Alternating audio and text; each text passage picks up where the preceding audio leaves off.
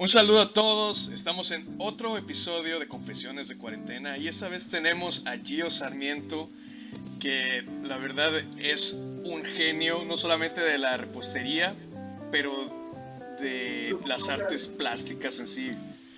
Es una genialidad todo lo que él hace, sus obras son padrísimas. Yo creo que la mayoría de ustedes que están viendo este programa ya las habrán visto por ahí en internet. Y bueno, Gio, ¿qué nos puedes contar? ¿Cómo estás el día de hoy? Bueno, no, pues primero, Guillermo, gracias por la invitación a esta entrevista de cuarentena medio apocalíptica, Ah, sí, claro. en la que todos tenemos que sacar nuestros poderes y sacar adelante esa situación. Entonces, pues dentro de todo lo que ha pasado en el mundo, considero que estamos bien, gracias a Dios. Tenemos vida, que es lo más importante, tenemos salud, tenemos las manos, que es con lo que creamos. Entonces, considero que estamos muy bien. Amén.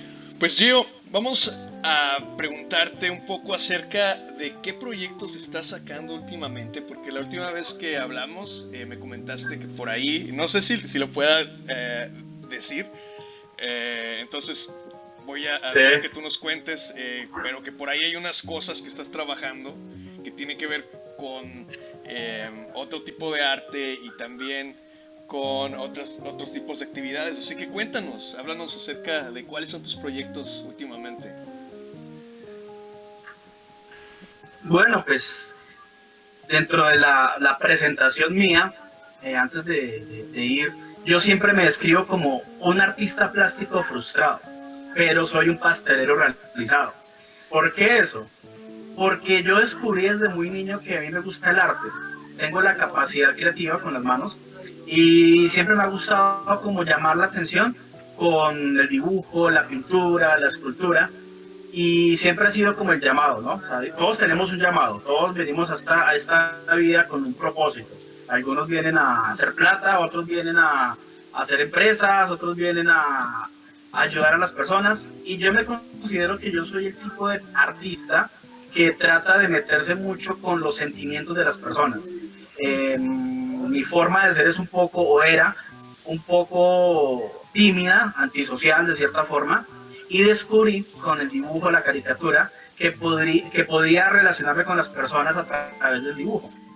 Todo este tiempo realmente me he puesto a pensar y decir cuál es el propósito de Gio Sarmiento en la vida. Soy bueno como pastelero, soy bueno como dibujante, pero digo, tiene que haber algo más allá que simplemente ser bueno en algo. Yo soy subcampeón mundial de pastelería, inclusive estuve concursando en México en un campeonato que se llama la Coupe du Monde de la Patisserie en 2014. Allá estuve compitiendo contra varios países del mundo y quedé Padrísimo. subcampeón. O sea, para Colombia eso es un título grandísimo para cualquier pastelero. Eso es como decir que voy a participar en el Campeonato Mundial de Fútbol y voy a quedar subcampeón. O sea, eso es una cosa que ningún país latinoamericano no se cree. Y todos esos proyectos no ofrezco. O sea, la idea es que la charla sea dinámica y realmente es cierto. O sea, a veces yo digo, o sea, ¿qué tan grande soy yo? Pero ¿qué tan grande soy a los ojos de Dios? Y a veces uno se cree que es muy grande y Dios tiene planes más grandes todavía que los que uno tiene.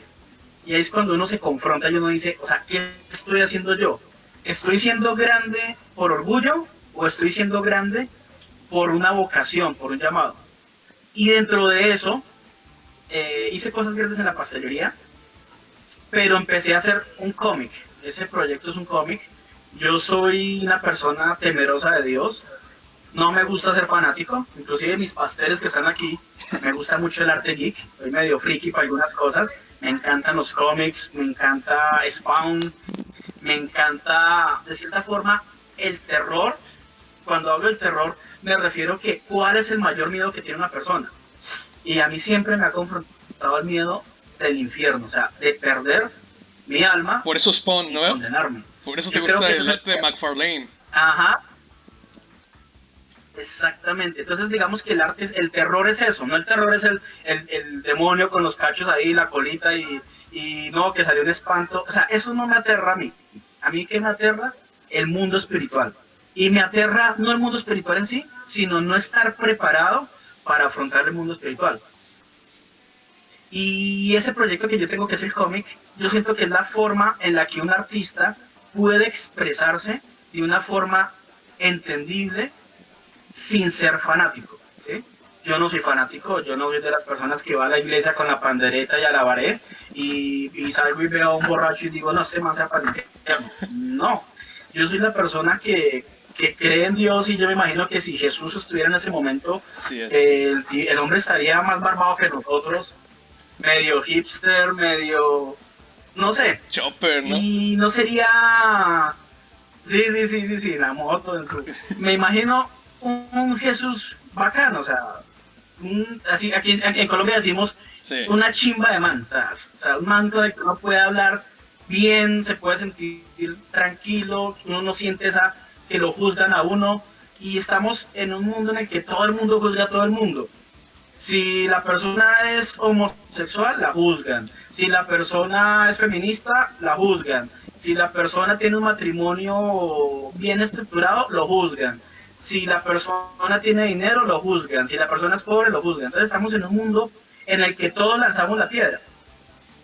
Y considero que hay que ser grande sin perder el enfoque, ¿sí? Y hay que llegar a las personas. Yo siento que el cómic para mí es la forma de llegar a las personas que están vacías. El cómic es la forma de llegar a las personas que, como yo en algún tiempo, estuvo torcido del camino, desenfocado, con estrés, con depresión, con un montón de cosas. Y yo me enamoré de la pastelería, me enamoré del arte y me enamoré de los cómics. Y digo, hay una contraparte a este mundo que estamos viviendo. ¿Mm? Y todo el mundo, yo he escuchado casos de personas que se han suicidado, casos de personas que en este tiempo de ansiedad, de no saber qué hacer, están buscando llenar los vacíos. Y realmente es cuando uno se pone triste de ver una persona que se suicidó, un muchacho de 20 años, que vi la noticia ayer, se colgó de un puente, se tiró y se ahorcó. Rayos, ¿Por qué? Porque lo han echado el día anterior del trabajo.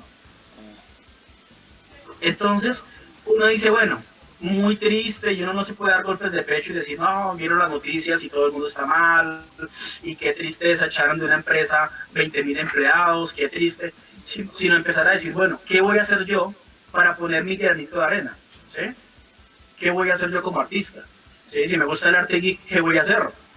Y por eso el tema del cómic, ¿qué es lo que estoy haciendo? Entonces, pues bueno, ese a grosso modo es como mi forma de pensar y mi forma de actuar en ese tiempo. La huella que estás dejando en el mundo, ¿no? Digo, porque cualquier recurso literario, y tenemos que aceptar que los cómics son recursos literarios, se van a quedar ahí y cualquiera lo va a poder ver luego y poder analizar las historias que estás contando. ¿Nos puedes hablar un poquito del plot sin hacernos spoilers? Bueno, no, básicamente el cómic es un cómic que vengo trabajando hace muchos años, realmente, y nunca he sentido, o sea, me dediqué a la pastelería y dejé como esos sueños del ser artista del cómic ahí quietos, porque me dediqué a la pastelería. Al ser pastelero uno tiene, digamos, entra en un estado de competencia. Soy muy competitivo y tengo que ser el mejor, pero para ser el mejor tengo que entrenar, tengo que comer pasteles, probar los sabores, por eso mi físico es así.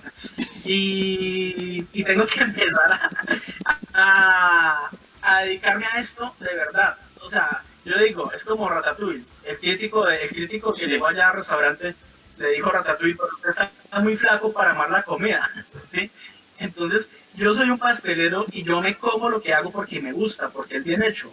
Y realmente todo esto me llevó a mí, al cómic, a dejarlo quieto. En esta cuarentena tuve unos días difíciles al principio. Eso se vio en cerrar mi negocio, mi pastelería.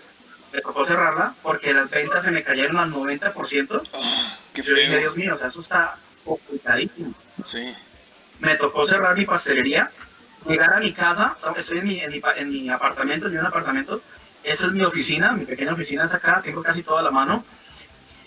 Y empecé a decir, bueno, ¿qué voy a hacer? O sea, me siento frustrado porque pues yo quiero tener varias sedes de pastelerías en Colombia, fuera de Colombia, y las cosas llegaron así de golpe para todos y terminó aplazando mis sueños, entre comillas. Me senté en la casa, en mi computador, y no sabía qué hacer. Y mi esposa y mis hijos, papi, ¿qué vamos a hacer? Trabajar.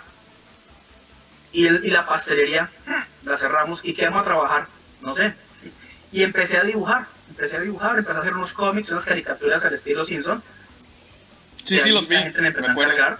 No sé si las has visto. Sí, claro que sí. De hecho, ahorita tienes una... Y ahí comenzó como el... Sí, sí. Y ahí comenzó como el... Digo que ese es el 10%. Comenzó mi capital inicial. Volver a empezar. Empecé a hacer caricaturas, la gente me empezó a encargar caricaturas, empecé a volver a aumentar la fe y decidí pues hacer el cómic como en agradecimiento a Dios por darme la provisión, aún en la casa, haciendo lo que me gusta, el dibujo.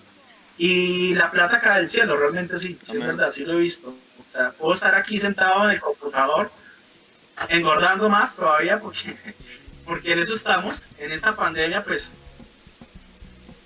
solamente nos la pasamos es comiendo y entonces, más que hago pizza. ¿La pastelería todavía no ha abierto o ya? No abierto. No abierto porque nos quieren volver a colocar en fase 1 de cuarentena. Sí, entiendo que hay muchas ciudades que están por el pasando. aumento. Lamento saber eso, Gio. Y el temor de la gente es... pero digamos que eso no son penas, decimos acá. Alright. Yo creo que cada cosa tiene su propósito, su razón de ser. Tiene su razón de ser. Y bueno, este cómic me salió un poquito del tema pues para explicarles todo lo que ha pasado en mi vida. No, claro que sí, perfecto. Que a pesar de que la gente me ve como un grande, no paso de ser una persona común y corriente. Simplemente yo afronto los problemas a través del arte y de mi fe en Dios. El cómic, bueno, ahora sí hablando del cómic, se llama Neuma. Neuma, si bien saben, en la Biblia significa aliento, alma, espíritu. Neuma es el soplo que dio Dios cuando creó a Adán del barro. Dice que le dio su ruá, su neuma. Y Adán pasó de ser un muñequito de barro a ser una persona con vida. Y a mí me impactó esa etimología de la palabra neuma, esa palabra, y yo empecé a hacer el cómic, Neuma. Para mí Neuma es eso, la vida. Y el cómic trata sobre 12 tipos de, unos raperos, o reggaetoneros, versus unos metaleros. O sea, yo soy en los metaleros, y estaba en la guerra entre esas dos culturas, los metachos contra los reggaetoneros. ¿Tú con cuál te identificas más? Y es como por medio de una... Yo metalero, o sea, Right. Reggaetón, lejos. Yo con el rock pesado me encanta, inclusive mi banda favorita se llama Mortification, de rock pesado, Sí, y me gusta Demon Hunter, son bandas obviamente cristianas, y me gusta eso. Entonces yo me alimento con lo que yo me identifico. En una época escuchaba black metal, death metal, obviamente pues eso no me va a traer nada bueno porque pues las letras son muy pesadas, me encanta el género, mas no comparto lo que dicen las letras. Y empecé a hacer ese personaje, que es un metalero, que ese personaje pues tiene una influencia de la música en su vida. Y todo lo que él vive es muerto. ¿Sí? Y eso lo lleva a peleas con su grupo de amigos, es como una pandilla. En medio de todo lo que pasa en su grupo, en su forma de vivir, están los demonios detrás del alma de él. O sea, hay un demonio que es una hueste y está la muerte que lo representa un principado. Y esos demonios están tras el alma del protagonista. Y todo lo que pasa está como el demonio siempre al lado de él, esperando que él dé, como decimos aquí en Colombia, de papaya, de ponga su pie izquierdo y caiga en las garras del diablo. Y el cómic habla sobre eso. En la primera parte del cómic, el muchacho se muere. Aparentemente, que es lo que sigue la continuación, que es la que no he terminado. Pero él sufre una especie de muerte física, y es cuando se mete en el mundo espiritual. El cómic tiene algo de jocoso dentro de su su lenguaje. Me gusta mucho lo que es el sarcasmo, me gusta mucho lo que es lo gracioso, pero también maneja un tema muy serio, que es la parte espiritual. Y considero que hay artistas muy buenos, dibujantes muy buenos, pero no hay nadie que haga realmente un cómic que diga, es un cómic que tiene un mensaje sin ser fanático religioso, un mensaje espiritual que le pueda dar a la persona un aumento en su fe, es decir, vale la pena vivir esta vida Un boost. y vale la pena aún lo que viene después de esta vida. Ujú. ¿Sí? ¿Me vas a decir? ¿Cómo? Un boost espiritual, un ¿Me empujoncito. vas a preguntar algo? No, estaba escuchando. O sea, tengo mis preguntas, pero como sé que hay un pequeño delay entre lo que hablo y cuando lo recibes, espero que haya un poco de silencio para poder preguntar. ¿Ya te puedo preguntar algo? Sí. Alright. Oye, ¿y ese trabajo cuándo lo vamos a poder ver impreso? ¿Ya estás como que en aras de poderlo sacar al mercado o de por lo menos darnos algún preview o algo así? Ya tengo la idea de sacar el cómic digital. O sea, considero que en este tiempo todo va a ser digital. Estamos en una era meramente digital. Todo va a ser como webcomic. La idea Perdón, lo dije mal. ¿Va a ser como Sí. webcomic o va a ser formato digital de entrar a algún lugar y conseguirlo? O sea, el webcomic es por va a ser páginas. gratuito. Pero, por ejemplo, el webcomic No, se va a ser pone un por cómic. páginas y el otro que es cómic digital vienen las 14 ya en un archivo, ya sea CBR, CBZ, PDF. Entonces, no sé, ¿cuál es el que vas a utilizar? Ninguno de los dos. Considero que va a ser como cuando uno cuenta una historia en Instagram. Ujú. Es empezar a soltar historia del cómic. Empezar a soltar y que la gente pueda tener un hilo conductor. ¿Sí? Este cómic no considero todavía que va a ser para venta. Espero hacerlo, pero no lo tengo pensado como un negocio. Porque considero que es algo que Dios me dio por gracia. Y por Y lo gracia que es das. por gracia se debe dar. Padrísimo. Mi negocio es la pastelería, que es lo que Dios me sostiene con la pastelería económicamente, Ujú. y lo que me apasiona es el cómic. Y digo que estamos en una época de revolución espiritual. Hay una guerra, sinceramente, yo lo veo que esto es una guerra en la que no está el bando de Trump y los otros, sino que eso es una guerra entre Satanás y Jesús, donde estamos nosotros que somos los soldados de Dios. Nosotros como soldados tenemos que llevar un mensaje, llevar una vida y tener una fe. Esta guerra, según la Biblia, obviamente hay un, entre comillas, ganador, ¿sí? Pero esa guerra al final la va a terminar perdiendo Satanás y sus demonios y la gente realmente que terminó cediendo sus principios al pecado, ¿sí? O sea, estamos en un mundo, es blanco o es negro, ya no pueden haber grises. O sea, realmente yo considero que ya no podemos ser, es que yo soy cristiano pero a mi manera. O yo creo en Dios pero me gustan las cosas del mundo. Y es muy fácil ser tibio, ¿sí? Es muy fácil ser gris. Yo prefiero ser o negro o blanco, pero medios tintes no me gustan. Y considero que es eso. O sea, el legado que yo dejo a mis hijos, no sé, o sea, cualquier cosa puede pasar, pero el legado que yo dejo a mis hijos es sigan fieles a Dios, sigan creyendo que hay un propósito en la vida, que lo que ofrece el mundo no es tan placentero como lo que ofrece Dios. El mundo a mí me han ofrecido, si yo le contara todas mis historias de todo lo que me ha pasado, cómo me han ofrecido dinero, cómo me han ofrecido cosas materiales, simplemente por seguir a un grupo, y en ese grupo me refiero a personas, por estar en el mundo artístico, he conocido personas que son de los Illuminati, personas que son del mundo satanista, y es cuando uno dice, ¿vendo mis principios o no?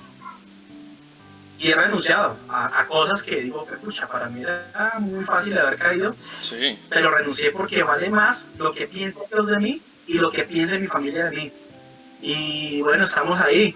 Entonces hay gente que tiene mucha plata, la gente mide la prosperidad por la plata. Yo mido la prosperidad por la felicidad que hay en el corazón. Entonces, creo que soy muy próspero en este momento, y no por lo material. Y eso que estamos haciendo con el tema del cómic es una forma de cumplir lo que es el llamado. Yo siempre me acuerdo cuando en la Biblia hay una parábola que dice que habían 3 personas a los que el patrón les dio talentos. Dice que a uno le dio 5, a otro le dio 3 y a otro le dio 1. Y pasaron muchos años, dice que el jefe volvió y le pidió a cada uno sus talentos, que qué fueron lo que hicieron. El que tenía 5 talentos, dice que le dijo, jefe, yo tenía 5 talentos, aquí tengo otros 5, los multipliqué. ¿Y qué le dice el jefe, el dueño, el amo? Le dice, lo felicita y le dice, no, bien, vaya y celebre. Luego llegó el que tenía 3 talentos. Le dice, no, amo, yo tenía 3 talentos, aquí tengo otros 3. Le dice el amo, no, hermano, lo felicito, vaya y descanse, lo felicito. Pero llegó el que tenía un talento. Amén. Y le dice el amo, venga, ¿usted quiere el talento? No, yo sabía que tú eras un amo certero, exigente, y yo tenía un talento, mira, aquí está el talento, y te lo devuelvo. Y es cuando lo maldice, le dice, ¿por qué no multiplicaste el talento? O sea, aunque sea lo hubieras colocado en el banco y yo hubiera recibido los intereses, ¿sí? Porque el talento no se refiere solamente al talento natural, sino el talento era una moneda en la antigüedad. Entonces, a mí siempre me dio susto eso, o sea, mi terror es ese, que llegue Dios y me diga, ¿usted qué hizo con todos los talentos que yo le di? Su talento para la pastelería, talento para el dibujo, talento para la escultura, talento para X y Y cosa, y que llegue y yo le diga, no, pues, hice plata. No, ese no es el propósito en la vida. Entonces, siempre me ha gustado el terror. Para mí, eso es terror. Que Dios lo confronte a uno con lo que dejó de hacer. Yo me acuerdo que había un conferencista y dice, ¿sabe usted cómo es el infierno? Todo el mundo se lo imagina como, obviamente, un lago que arde con fuego y azufre, y la gente se quema y sale gusanos y vuelve otra vez y la carne vuelve, y así por la eternidad. Entonces, decía, el infierno mayor no es ese.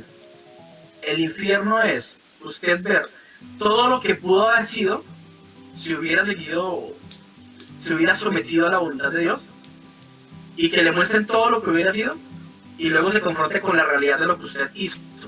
Todo lo que yo perdí, simplemente por no haber querido seguir un camino, ¿sí?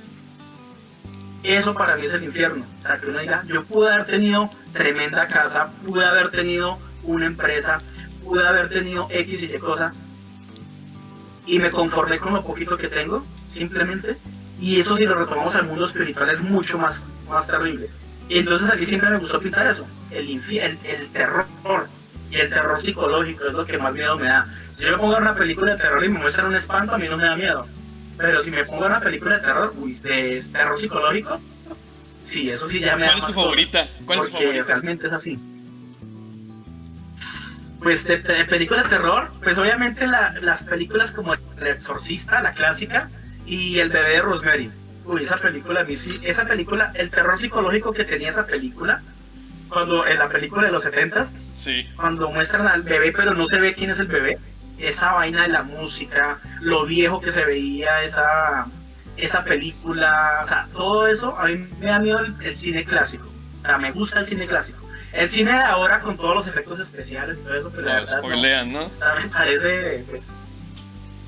Sí, no, pues no, ya no, a mí la verdad ya el terror ya no... Se basan no más en los jumpscares, pero... esos que te muestran algo de repente. Ya sabes, la escena del refrigerador. Cierras el refrigerador y no hay nada, y luego lo vuelves a abrir y hay otra persona viéndote y eso te asusta. Se basan más en eso que en cosas más fáciles que se tenían que encontrar como recursos en la época en donde no había tantos efectos, pero que daban más miedo, ¿no?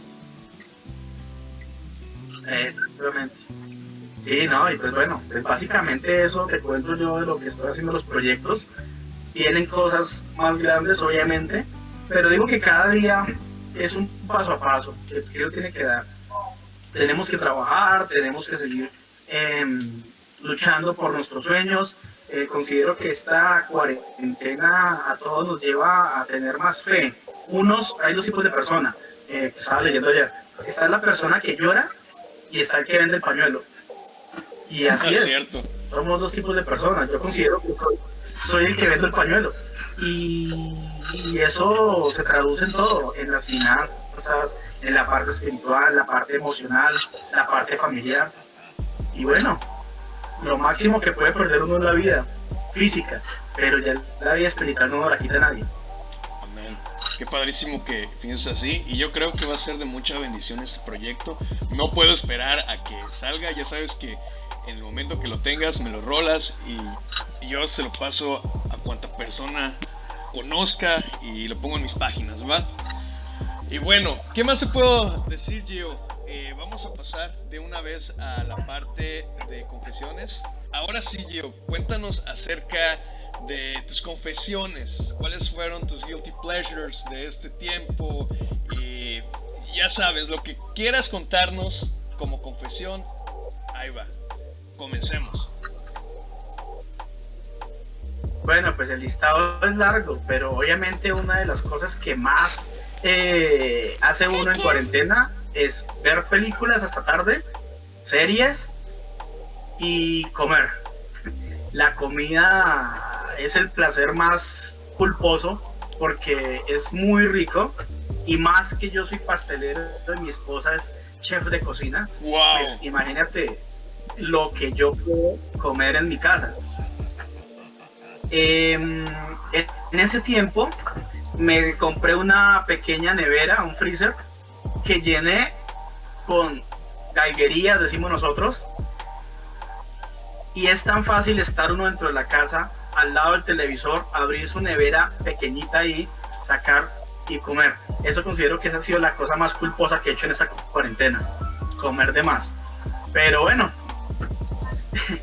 Pero no tienes algún no podemos tipo hacer más estando encerrados. De actividad o algo así, como un outlet para que ya sabes que todas las calorías de más se transforman en energía y es energía que puedes usar. ¿Tienes por ahí algún, sí, qué sé yo, un régimen?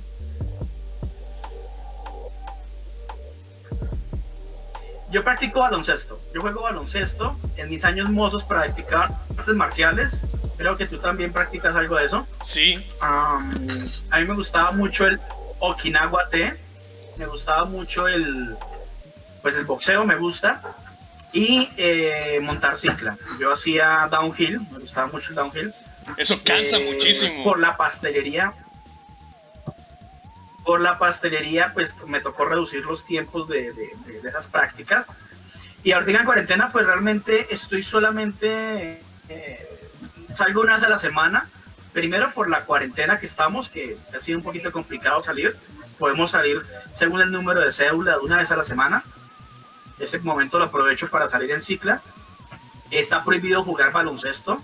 Sí. Aquí en Colombia nos tienen prohibidos las actividades grupales. Solamente deportes individuales. Y pues bueno, y lo que estamos haciendo es eso, básicamente eso. Mis clases, como me la paso todo el día pegado al computador dictando clases de pastelería online, pues no ha habido mucho tiempo realmente para hacer el ejercicio que estaba acostumbrado a hacer antes. ¿Y eso te preocupa o te ha afectado en alguna parte? O no sé, ¿sientes que deberías de hacer más ejercicio o no? Pues sí, considero que sí. Después de que uno, digamos, yo jugaba cada 2 veces a la semana, inclusive 3.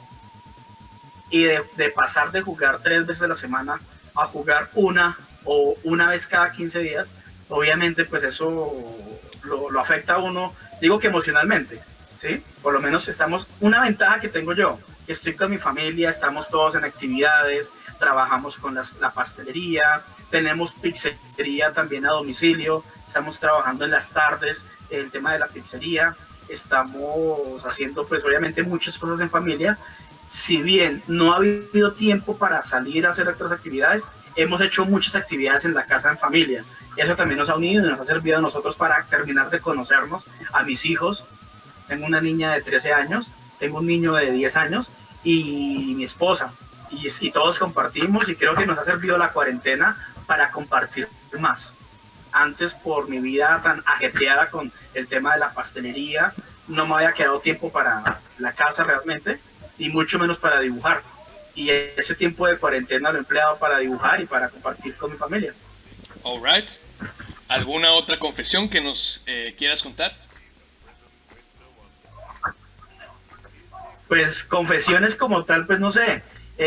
Hay muchas cosas que pasan en la vida de un profesor, Ajá. pero básicamente ha sido el tema de comprar también cosas de colección. Me gusta mucho comprar juguetes, muñecos. Ahorita sigo el tema de los tapabocas. Ya mandé a hacer con un amigo que es artista los tapabocas. Sí, vi la Que es de foto. Star-Lord. Está padrísimo. No sé si la compartiste Este en tipo de Instagram cosas o en también. Facebook. Creo que en Facebook y pusiste En ambas, ¿sí? y fue así como que, wow, ¿cómo me gustaría tener un tapabocas así? Mi tapabocas es demasiado X. Pero está padrísimo eso, vas al supermercado y estoy casi seguro que todos te van a quedar viendo así como que, wow, ¿cómo me gustaría ser ese tipo? Ese tipo de cosas. Yo soy coleccionista de cómics. Tengo una colección de más o menos 200 cómics, entre cómics de Spawn. Me gusta mucho DC, más que Marvel, me gusta DC. Por lo oscuro, de seguro. Y ese es otro placer culposo. Gastar dinero en cosas de colección. A veces mi esposa es la que me dice, ya no más. Yo, bueno, sí señora. ¿Qué es Pero lo más realmente padre? son cosas que son culposas a veces. ¿Qué es lo más padre que tienes en tu colección? Pues la verdad, no los tengo acá. Pues los muñecos, tengo los muñecos de Gears of War, que me gusta mucho el videojuego. Years. Soy coleccionista de los Funkos, bueno, este que es de... ¿Sí? Esto, lo que son los Funkos, inclusive tengo acá mis cajas, que son mis pasteles. O sea, yo colecciono mis pasteles. Estas cajitas que están acá de los Funko Cakes, es donde yo coloco mis personajes. ¿Sí? Uh-huh. Me encanta este juego. Cuphead. Y esos que están aquí al fondo, no sé si los veas bien. Sí, son Bruce mis pasteles. Lee y el Joker con la mitad de Batman muerta. Tengo el Joker con mitad Batman, tengo Master Chief de Halo. Y todos son pasteles. Y en mi pastelería pues tengo una colección obviamente más grande. Creo que lo que yo más colecciono son mis pasteles. Y bueno, me encanta eso. Padrísimo. Ay, perdón, se me salió. Padrísimo. Ok, pues vamos a pasar ahora a la etapa de 10 preguntas random. ¿Pudiste checar alguno de los vlogs que hice? Las preguntas son demasiado random, puede ser cualquier tipo de pregunta, así que prepárate. ¿Estás listo? Tú me dices. Listo, dale. Ok, háblanos acerca de tu película favorita de la infancia. It, definitivamente It de Stephen. It me encanta, los payasos. Con Tim Curry. Sí, la verdad. Sí. Ajá. Qué raro, porque muchos niños odian esa película cuando son, ya sabes, muchas personas. Yo amo los payasos y yo tengo en mi pastelería muchos payasos. Desde It le tuve miedo, obviamente, pero ese miedo se convirtió en gusto. O sea que la primera vez que la viste te dio miedo Pennywise y entonces conforme fuiste analizando y te empezó a gustar la oscuridad y todo eso, ¿ya le perdiste el miedo? ¿Cómo estuvo eso? A ver, cuéntanos. Pues obviamente siempre la escena que a todos nos dio miedo cuando sale It del baño. Del baño. Yo le tuve un pánico a bañarme porque mi baño era muy parecido al baño de mi abuelita que vivíamos en esa época. El baño era tal cual como el de la escena donde sale Pennywise del sifón. Eso me daba miedo. Y las arañas a mí siempre me encantaron. Entonces cuando salió al final Pennywise en forma de araña, pues a mí me gustó mucho. Sí, me gustó mucho porque mi animal favorito siempre han sido las arañas. Entonces, todo el mundo le tiene miedo a las arañas. Yo considero que lo que yo le tengo miedo, a lo que la mayoría le tiene miedo, a mí yo le tengo cierto gusto. Pero a It sí le tuve miedo durante muchos años, hasta que inclusive luego salieron los payasos asesinos. Ah, sí me acuerdo. Marte, ¿te acuerdas? Sí. me encantan. O sea, yo los dibujos, tengo dibujados en varios lados y me encantan esos payasos porque me parecen son chistosos, no dan miedo, sino son medio graciosos. Y he hecho varios pasteles alusivos a ese temor que le tiene la gente a los payasos. Ok, muchas gracias por compartirnos eso. Me quedó la duda, ¿te gustó el remake, el reboot que hicieron hace unos años de It? Para nada, ¿verdad? No, no, nada que ver, no. No, o sea, los efectos especiales y de pronto algunas escenas, más que todo de maquillaje de algunos personajes que me gustaron. La actuación de los niños me gustó, Eso pero sí. en sí la película no, o sea, no me gustó. De por sí los remakes, es raro el remake que me gusta, o sea, no. Y es más, ni siquiera recuerdo un remake de alguna película, de cualquier tema que me haya gustado, no recuerdo ninguno. Ok, pues vamos a continuar. Háblanos acerca de alguna vez que hayas conocido a una celebridad. ¿Bajo qué circunstancias fueron y si la pudiste conocer? Bueno, pues eso sí es fácil, por lo menos mi uniforme, Desafío de Badi. Creo que la celebridad que yo más, pues no que quería conocer, pero que con la que tuve más relación, que inclusive participé en el reality, Ujú. fue con Badi Balastro. ¿Sí? A nivel de pastelería, pues obviamente uno siempre busca una celebridad que se relacione con los gustos. Para mí haberlo conocido a él y compartir varias cosas con él, sentarme a almorzar, a compartir charlas inclusive, pues creo que esa fue la mejor experiencia que he tenido con una celebridad. Sí, ¿cuál fue así como que, no sé, un momento que recuerdes, alguna anécdota que, que lleves en tu memoria de cuando lo conociste? No, el momento cuando estábamos elaborando un postre, que llegó Buddy y me puso la mano en el hombro y me felicitó. Me dijo, tienes mucho talento. Él no habla mucho en español, algunas palabras sí las dice, pero me dijo, Giovanni, tienes mucho talento. Eres un grande en la pastelería, sigue así. O sea, lo que él me dijo de esa forma como sincera, felicitándome por mi trabajo, para mí fue un motivo de orgullo. O sea, que una persona con el nombre que tiene Badi Balastro lo felicita a uno como un pastelero colombiano que también que está comenzando, pues me pareció muy bueno y recuerdo mucho ese momento del golpecito en el hombro. ¡Wow! Padrísimo. Vamos a pasar a la siguiente pregunta. La siguiente pregunta normalmente está hecha así. ¿Qué es lo más raro que hayas dibujado? Pero en tu caso yo creo que te podemos preguntar cuál ha sido el pastel más raro que hayas diseñado. Bueno, el pastel, no sé, todos mis pasteles son raros, tienen su cosa rara, pero el pastel más que raro, más impactante, fue el batimóvil más grande del mundo. Fue un pastel para 20.000 personas que inclusive postulé para Récord Guinness. Fue un pastel de 2,5 toneladas. Ese ¡Wow! considero que es el pastel más importante que he hecho hasta hoy. ¿Igual es el más raro o solo el más importante? El más raro, porque primero no sabía cómo hacerlo. Segundo, no tenía las finanzas para hacerlo. ¿Cómo lo lograste? Y Cuéntanos. salió de la forma más rara. Sí, ese fue el pastel más raro porque primero aquí tengo inclusive el carro, el modelo en el que me basé. ¿Es el de Batman Este Forever? batimóvil fue en el que yo me basé. Sí. Ujú. Y este modelo, este tamaño fue el que me sirvió de inspiración para hacer un pastel de 5 metros de largo. De esto. No tenía ni idea porque es algo que nunca había hecho. El pastel más grande que yo había hecho era tal vez para 3.000 personas. Y haber hecho el pastel para 20.000 personas, o sea, fue una locura. Y pues bueno, lo logré. La verdad, en Facebook están los videos de todo el paso a paso, desde el momento en que hice el dibujo, el boceto, en el momento que reuní a mis alumnos y los puse a trabajar en algunas áreas a cada uno. Luego el momento en el que empezamos unir los pasteles, los cakes. Luego el momento cuando se le empezó a colocar el chocolate, se empezó a tallar y cubrir con chocolate. Fueron más o menos 400 kilos de solo chocolate que se gastó en la cubierta, en la parte externa del Batimóvil.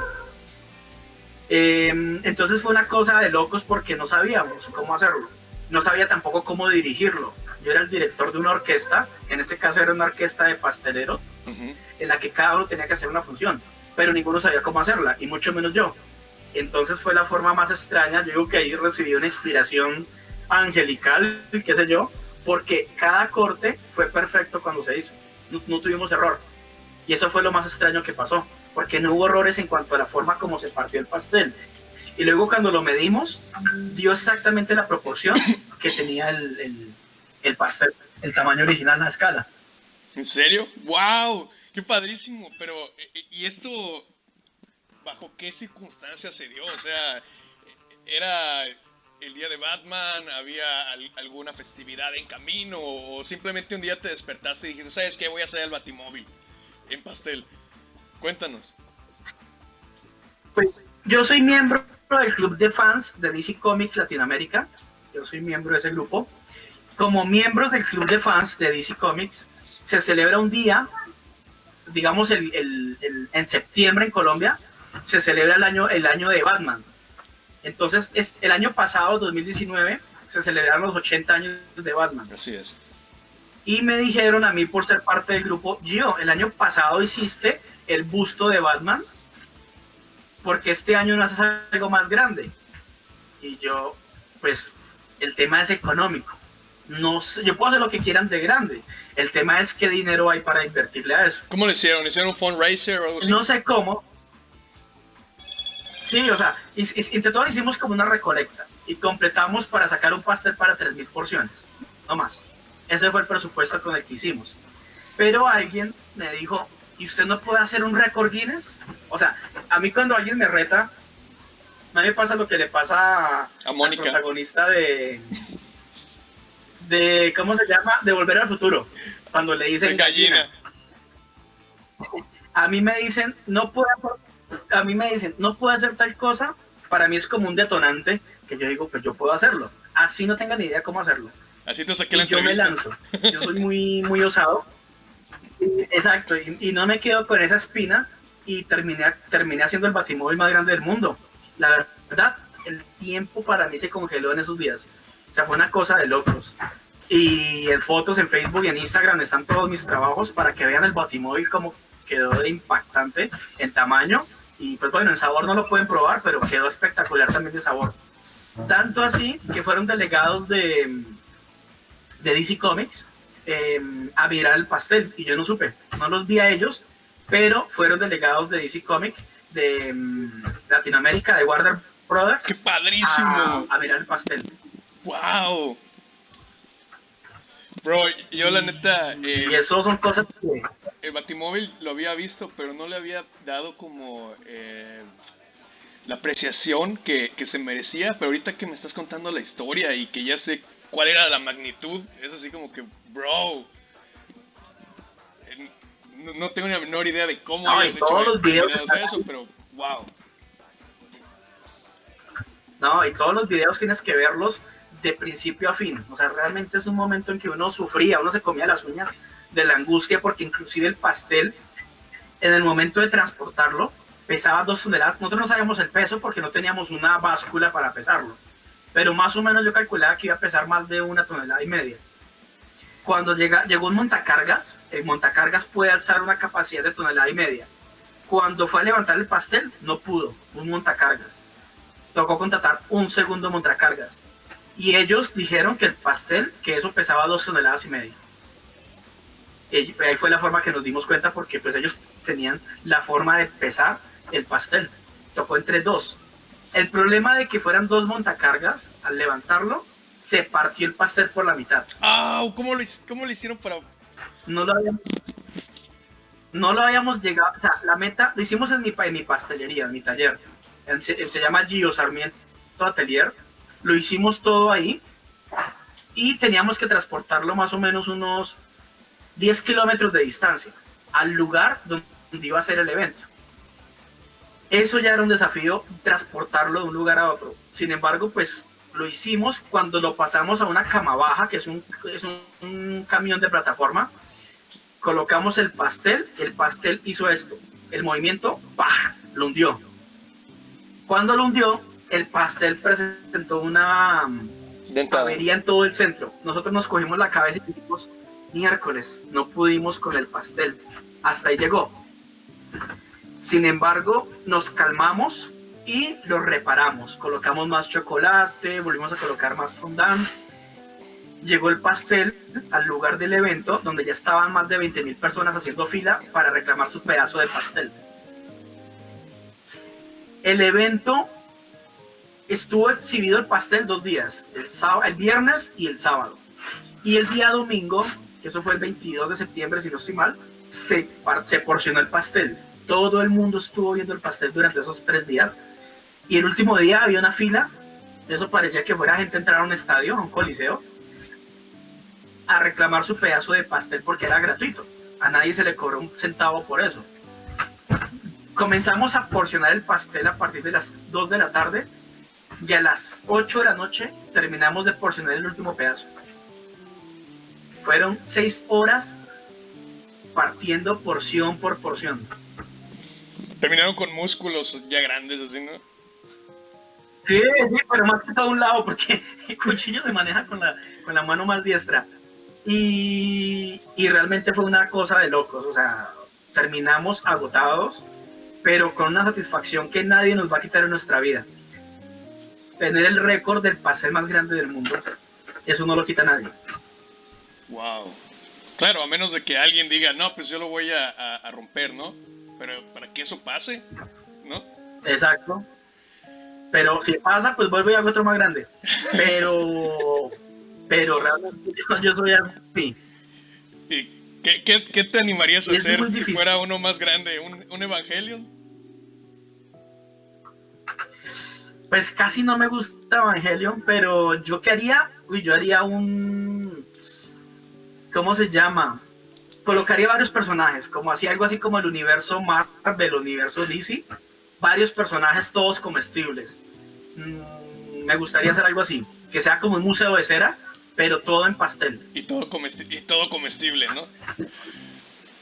Y que la gente llegue y le quite la cabeza al personaje y se lo coma. Y, bueno, ese tipo de cosas me gusta. El arte efímero. Así es. Que esté un ratito y luego se transforme en energía, ¿verdad? Ok, pues vamos a pasar a la siguiente pregunta. Esa pregunta se la hago a todos los que entrevisto. En este momento tienes la oportunidad de elegir un tótem. Y este tótem va a estar conformado por 3 animales. Estos animales tienen que representar áreas de tu vida. ¿Cuáles serían estos 3 animales? ¿Y cuál de estos 3 animales le heredarías a tus hijos? Bueno, pues obviamente los animales que más me gustan siempre ha sido el búfalo. Por la fuerza, o sea, yo siempre me voy hacia los animales rudos. Me gusta el búfalo. Sería como la base. Segundo animal, me gusta la araña. Siento que la araña es un animal constructor y que a la vez genera mucho temor en la gente. Se parece mucho a mi forma de ser. Y me gusta mucho, pues obviamente, lo que son los caballos. Me gusta la nobleza de los caballos y la constancia.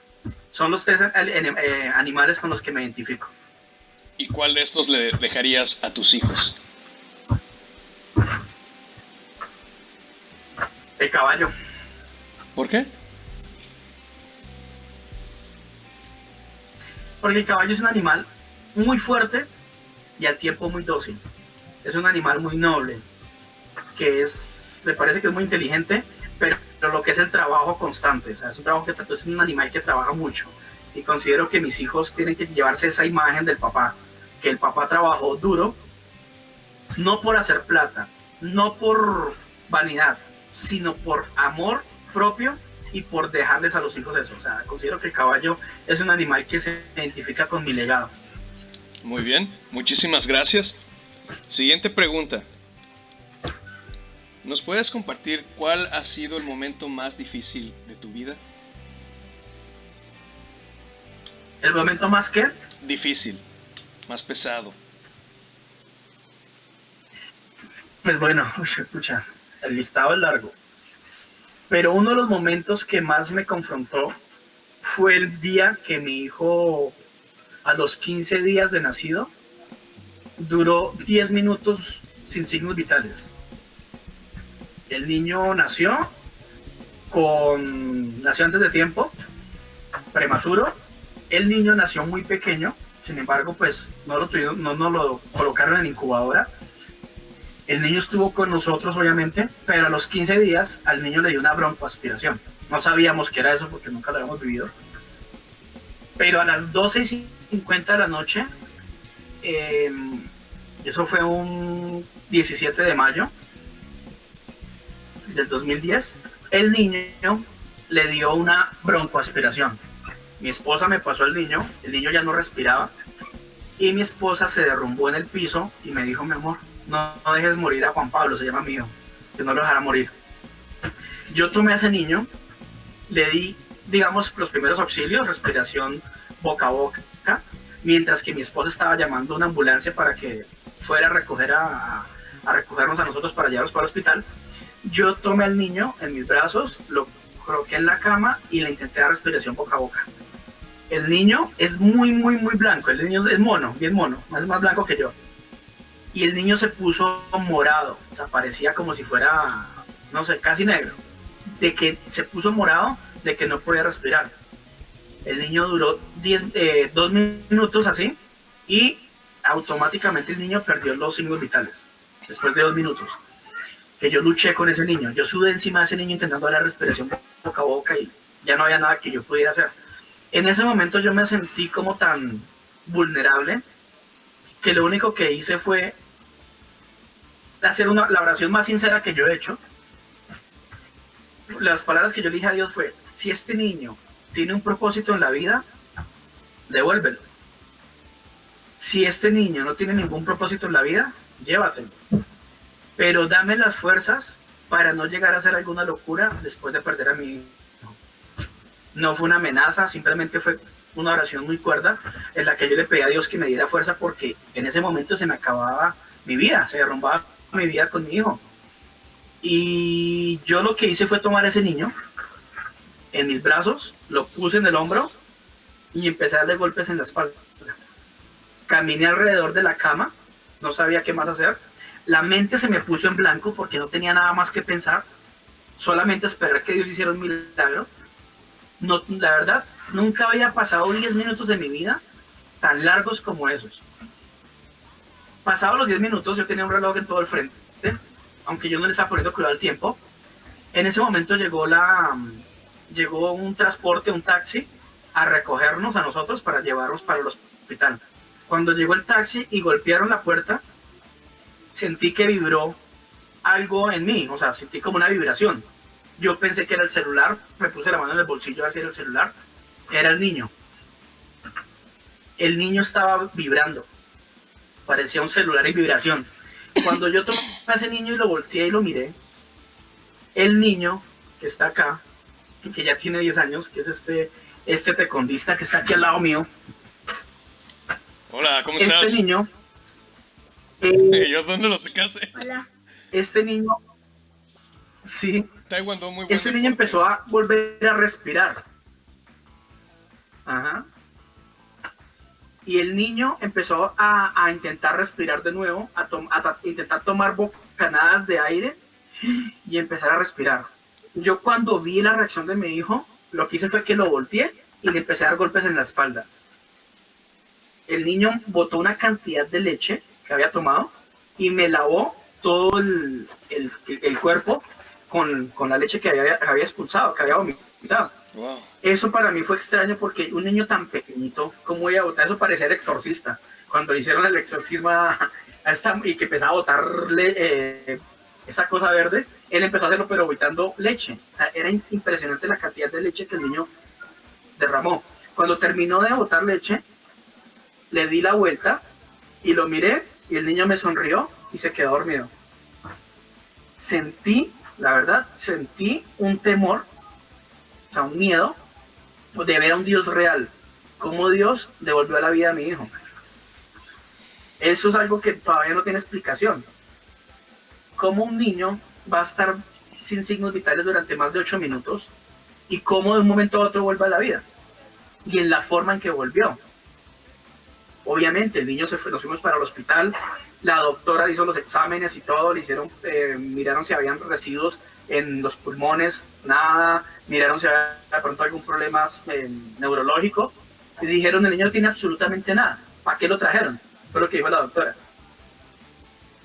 Y nosotros dijimos, eso fue un milagro, o sea, solo Dios, solo Dios. Y ese fue el momento más difícil, pero al tiempo el momento más bonito que yo he vivido.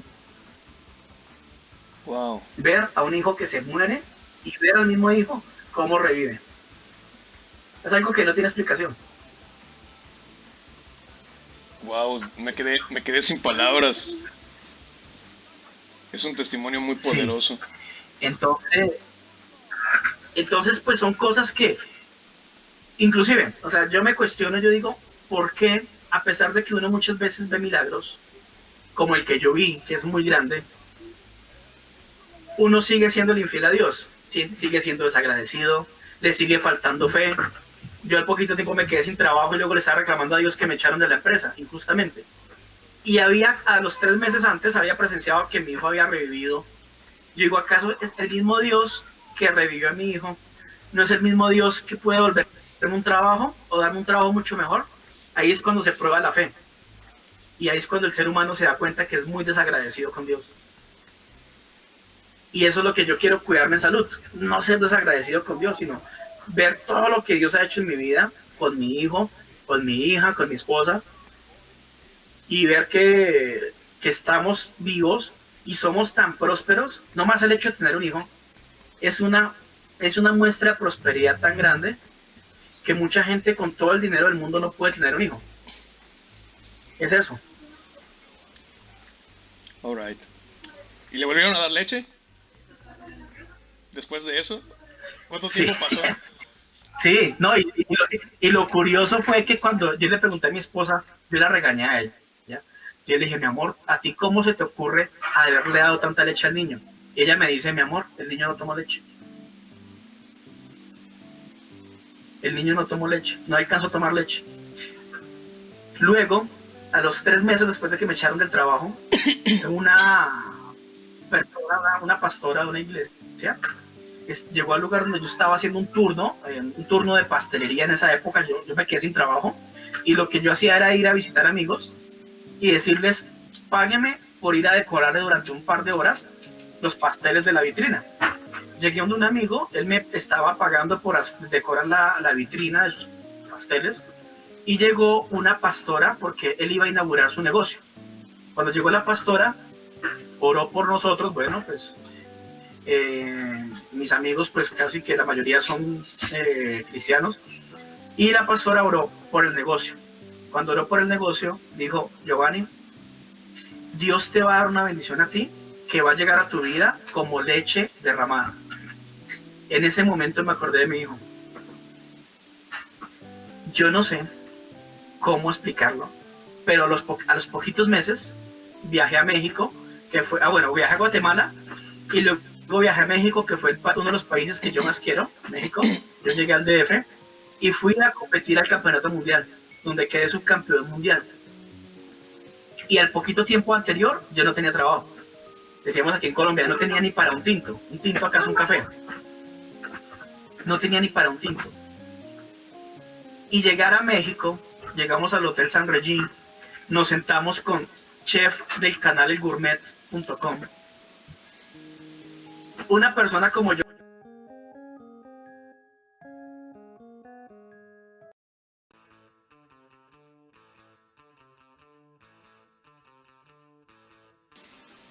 El haber llegado a México y haber compartido con personas tan famosas, tan conocidas, y que esas personas se pusieran de pie y aplaudieran a la selección colombiana de pastelería, fue una forma de ver la respuesta de Dios, que para Dios no es nada imposible, no fue imposible para Dios devolverme a mi hijo, que yo estoy seguro, 100% seguro que el niño duró 8 minutos y medio muerto.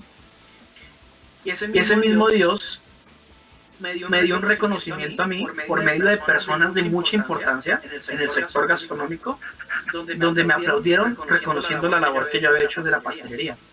Son cosas que no tienen precio. Y al poquito tiempo después de eso, volver a México, a la Escuela Ambrosía, que fue donde se grabó el reality El Desafío de Wadi, segunda temporada a Latinoamérica, ser convocado como el pastelero, el único hombre colombiano que iba a representar a mi país en el Desafío de Wadi. Uno dice, son cosas que no tienen explicación. No me lo merezco, pero estuve allá. No soy el mejor de mi país, pero estuve allá. Y es una muestra de Dios cómo abre las puertas. Y estoy muy seguro que después de esta entrevista, Dios va a abrir más puertas aún más grandes, que yo ni me imagino cuáles son. Pero en eso se basa la fe, en que no es lo que sepamos hacer, no es la habilidad que tengamos o para hablar, o para crear, o para negociar, sino simplemente es la gracia de Dios. Y desde ese punto de vista pienso yo que Dios se agradó de personas tan imperfectas como nosotros para llevarnos a lugares de posición. Eso para mí es la mejor muestra de que Dios existe y que no es una falacia como tal vez mucha gente piensa. Así es, Gio. Vamos a pasar a la siguiente pregunta. Muy bien, esta es una pregunta hipotética. Imagina que no hubiese sido pastelero y que te encuentras con esa persona de este otro universo donde no eres pastelero y tienes la oportunidad de pasar un día con él. ¿Qué harías con él? Primero nos tienes que contar obviamente a qué se dedicaría esta persona si no es pastelero, y la segunda parte de esta pregunta es ¿qué harías con él durante un día? Si la persona hubiera tomado decisiones diferentes, buenas, yo creo que sería veterinario. Me encantan los animales. Y es más, yo quería ser veterinario o escultor de figuras en bronce, pero no me imaginaba ser pastelero. Y terminé siendo pastelero. Sin querer ser pastelero, terminé siendo pastelero. Pero lo que yo siempre quise de pequeño fue ser veterinario. Considero que la otra persona hipotéticamente sería veterinaria. ¿Y qué haría? Aprenderle. Enseñarle lo que yo sé y que me enseñara lo que él sabe. ¿En un día? Lo que más se pueda. Ok, cuéntanos cómo sería. No más, si nosotros llevamos hablando una hora. Sí, si nomás nosotros llevamos hablando una hora y he contado grandes cosas que han pasado en mi vida. Imagínate hablando con una persona durante 24 horas. La cantidad de información, de experiencias, de vivencias que puede llegar a obtener uno de esa persona. Nos sentaríamos a comernos una carnita asada, como dicen ustedes, con una buena cerveza. Entiendo. Y hablar durante horas. ¿Cómo te despedirías de él? Parcero, suerte. Eso. Suerte. Que le vaya bien, hermano. De una forma muy tranquila. Qué padrísimo. Vamos a pasar a la siguiente pregunta. Si pudieses revivir a cualquier persona y pasar un día con esta persona, ¿quién sería y qué harías durante ese día? Pues una de las personas, por no decir la persona que más ha impactado mi vida, fue mi abuela materna. Mi abuela se caracterizaba porque era la mejor cocinera que yo he conocido, la mejor pastelera que yo he conocido y la mejor panadera que yo he conocido. Y su talento para crear era tan grande que fue lo que me impactó para poder volverme pastelero a mí. Mi abuela falleció cuando tenía 55 años, falleció pues muy joven. Y yo siempre quedé con ganas de haber hablado con ella y decirle, abuelita, me volví un pastelero reconocido. Creo que hubiera sido el motivo de orgullo de mi abuela el camino que escogí, o el camino que me escogió a mí. Considero que si yo pudiera revivir a mi abuela, sería la persona que yo reviviría. Y todo el día creo que le contaría mis cosas, mis vivencias, y le cocinaría a ella. Así como cuando yo era niño, ella me cocinaba a mí. Creo que sería la persona que yo reviviría, así sea por un día. ¿Y qué le dirías al despedirte? Abuelita, nos vemos pronto. Ok. Muchas gracias. Vamos a pasar a la siguiente pregunta. Esta es más relax. ¿Qué es lo más embarazoso que alguna persona te ha cachado haciendo?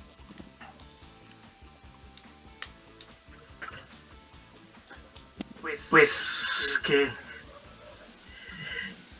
embarazoso, yo creo que fue en un buffet que estuvimos con personas importantes, y en ese buffet habían servido tantas cosas y no me aguanté la gana de comer. Corrí la cortina y me puse a comer unas albóndigas que habían ahí. Pensé que no había nadie viéndome, y en el segundo piso estaban todos los invitados enfocados mirando el buffet, y yo estaba abajo comiendo, y cuando me di cuenta estaban arriba mirándome. Ese fue uno de los momentos que yo dije, trágame tierra, porque yo en vez de estar arriba con los invitados, me bajé a comer porque ese día tenía mucha hambre. Pero esa fue de las cosas más vergonzosas, digamos, en público que me han pasado. Ok, suena a que te dio mucha vergüenza en ese momento, ¿no? Digo, ¿qué crees que habrán dicho las personas mentes? Así como que tan grandota y no se puede aguantar el hambre, ¿no? No, yo creo que habrán dicho que no. Sí, que muerto de hambre, que no había comido nada, que quién sabe, o sea, cosas así. Y me faltó fue coger la bolsita y echar para llevar. Y decir, no, es que yo tengo un perrito en la casa. Creo que fue lo único que me faltó. Ok. Bueno, siguiente pregunta. ¿Qué harías si te despiertas y te das cuenta que eres del sexo opuesto? Mirarme. Lo mismo que haría una mujer si descubriera que es del sexo opuesto. Mirarse lo que tiene. Sería lo primero. Y creo que decir si soy linda. No sé. Me imagino eso. ¿Como en el Face App o algo así? ¿Y cómo encontrarías la solución? Algo así. ¿Cómo? ¿Qué me ibas a decir? ¿Cómo qué? Perdón, no escuché. Perdón, es que se cortó. No escuché. ¿Me repites? ¿Qué es lo que me ibas a decir? No, que en el FaceApp yo había hecho la prueba y fue muy chistoso, que ni siquiera me atreví a subirla, pero quedó como si fuera una hermana mía de verdad. O sea, fue muy chistoso la transformación. Y yo dije, si yo tuviera una hermana gordita sería así, igualita. Oye, ¿y no tratarías de encontrar la solución de, oye, me cambié de sexo y necesito regresar a mi estado normal? ¿O dirías, nah, pues ya ni modo? No, pues ya que yo digo, no, pues yo creo que diría, no, pues ya viví lo que tenía que vivir como hombre, ahora vivamos como mujer, a ver si me da mejor. Qué horror. Está bien, Gio. Ok, vamos a pasar ya de pronto a la última pregunta. Para terminar, ¿hay algo que te gustaría promocionar? ¿Algún shoutout que quieras dar? ¿Cualquier cosa que nos quieras decir? Aprovechando. No, pues obviamente yo digo que en esta época los artistas, yo digo que lo más, escuché por ahí a alguien que decía que las profesiones más obsoletas, obviamente mal enfocado, decía lo que menos se necesitan en ese tiempo, y en el top 10 de las profesiones que menos se necesitan, mencionaban a los artistas. Decían lo que más se necesita son doctores, vigilantes, policías, etcétera, pero que lo que menos se necesitaba eran artistas. Y yo considero todo lo contrario. El artista es el que más se necesita en ese tiempo, porque el artista tiene una opinión, una forma de expresar que no llega a la lógica, sino a la parte ilógica del ser humano. ¿Sí? Es donde uno a través del arte puede tener una medida de fe también. Yo con el arte puedo transformar una vida, no porque lo haga yo, sino por el espíritu con que yo lo hago, así como yo podría destruir una vida. Entonces, la idea es que la gente apoye a los artistas, que en el caso mío, como artista pastelero, artista de cómic, siga mis trabajos, que pueden encargar sus caricaturas online, entonces puedo hacer su caricatura digital, y que pueden apoyar la pastelería, compartiendo las tortas, los pasteles que yo hago, compartiendo los dibujos e ilustraciones que yo hago, y cuando salga el cómic, obviamente también ayudando a compartirlo. Considero que esa sería la mejor forma de que apoyen el arte. Y en el caso de Gio Sarmiento, pues soy un artista que vende pasteles, vende caricaturas y regala cómics. Wow. Pues sí, yo creo que muchas de las personas que hayan llegado hasta esta parte de la entrevista van a estar súper emocionadas por todos los proyectos que estás haciendo y dispuestas a compartir el material y tus redes y todo eso. Y yo creo que ya dentro de poco, cuando ya todo esto se acabe, cuando los Avengers le logren ganar a cualquiera que sea el monstruo que está causando esto, ya vas a poder abrir la pastelería y todo va a ir otra vez de nuevo bien. Muy bien, pues vamos a pasar a la última pregunta. ¿Qué ha sido lo más grande, la expresión más grande que has hecho por amor? No tiene que ser específicamente para tu esposa, sino amor en cualquiera de sus expresiones, ¿alright? Bueno, una de las cosas que yo fui policía. ¿En serio? En mis años mozos, ¿Has sido todo, Gio? Fui policía. Sí, me falta ser mujer nomás, la pregunta que me hiciste ahorita. Pero yo fui policía. Cancelamos el nombre de Jesús, pero bueno. Y siendo policía... Pero siendo policía, yo tenía una misión de seguridad. Siendo seguridad, yo tenía la obligación de retirar a todos los indigentes de la calle, inclusive con un bastón, teníamos un bastón de mando, algo así, parecía esto una macana, y con ese teníamos que golpear a todos los indigentes que estuvieran en una zona específica que manejábamos. Yo estaba solo un día, y mi labor de seguridad y vigilancia en la policía era retirar a todos los indigentes y mendigos de la calle, pero se me acercó un día un mendigo y me pidió que si le podía regalar una moneda para comprarse un pan. Yo estuve tentado a pegarle sin mediar palabra, porque mi forma de ser en esa época era muy violento, agresivo. Sin embargo, pues yo le dije, no tengo plata, váyase de acá. Pero algo dentro de mí como que me hizo entablar una conversación con él. El tipo indigente, el señor indigente, que olía a todo menos rico, estaba llorando, estaba triste. Y la reacción mía, no sé cómo, fue un impulso, fue decirle, ponerle la mano en el hombro y decirle, hermano, usted puede cambiar su vida, simplemente pídale a Dios. Cuando le puse la mano en el hombro, el Señor se me lanzó a abrazarme. Yo no pude hacer nada sino responderle el abrazo. Y duramos más o menos 10 minutos abrazados. Él se puso encima de mi hombro, yo con uniforme de policía, y empezó a llorar. Yo no sabía qué hacer, o sea, yo me lo quería quitar, pero sin embargo el impulso mío era, pues, no puedo rechazar a la persona que me está pidiendo. Me abrazó, yo simplemente le di un consejo, y nos abrazamos.